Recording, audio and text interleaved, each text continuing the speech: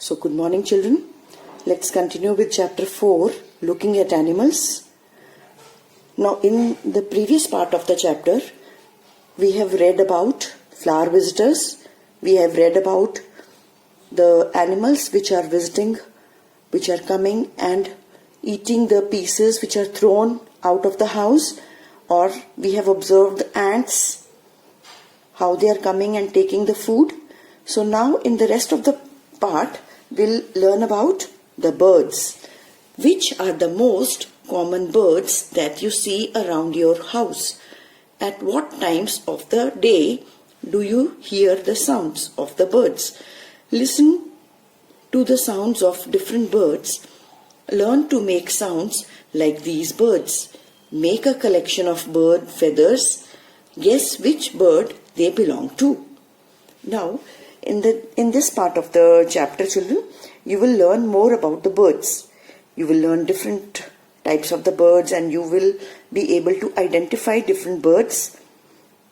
Mostly you have seen those birds, but maybe the names are not known to you. So you will know about the birds and you will come to know about the sound, how they are producing. Coming to page number 18 of your textbook, do you see the same birds all through the year? Watch for new kinds of the bird that might come in the early summer, in the rainy season and in the winter season. Which birds are always seen in the groups and which birds are by themselves? Do birds come together in groups at some times of the day? Which times? Now these are again many observations that you can do. You can observe birds and you can observe at what time they are coming and during the morning time or evening time, or which season they are in and in which season they are not seen.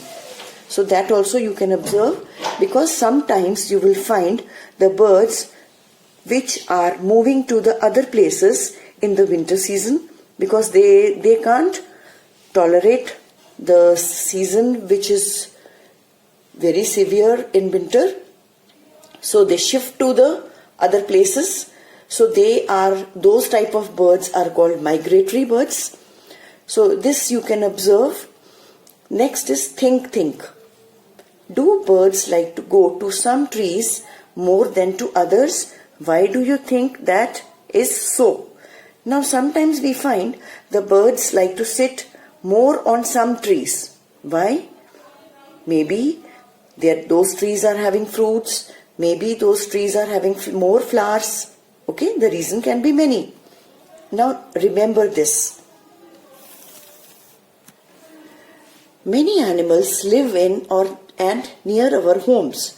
Some animals like ants, cockroaches, rats, crows and dog eat the food that we leave around. Some animals like mosquitoes, bedbugs, lice and fleas drink our blood. Now in the next part of the chapter, children, you will come to know about the animals which are living near our home or inside our home and their behavior, what they are eating, the type of the food they are eating, you will come to know. Like suppose we are talking about mosquitoes. Mosquitoes, they drink our blood. They suck the blood. Like other animals, bed bugs, lice and all these animals, they suck the blood. Okay. So what other animals they are giving us, what other animals they are eating, you will come to know. Animals that help us. Now there are other animals like domestic animals which are helping us also in the other way. We keep some animals because they help us. They give us milk, eggs or wool. They guard our house. They give us milk. Of course, goat and buffaloes or cow will give us milk. Eggs, hen will give us egg. Wool, the sheep will give us wool. They guard our house. Who is guarding our house? Of course, the dogs. Or pull carts and plows. Donkeys or the bullocks, they are pulling the carts.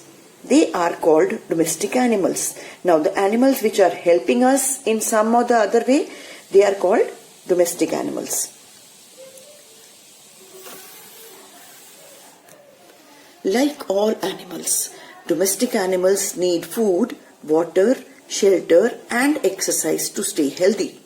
We feed and take care of domestic animals. They need us and we need them. Yes, children, when we need them, of course, they also want some care from our side. Other animals too help us in many ways.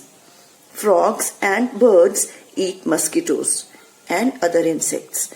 Earthworms loosen the soil and make it good for plants to grow. Snakes eat rats, which eat our grains.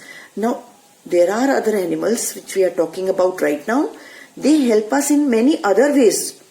They don't give us anything, but they are helping in some other way. How? Like frogs and birds, they eat mosquitoes. Mosquitoes are harmful for us because they suck the blood.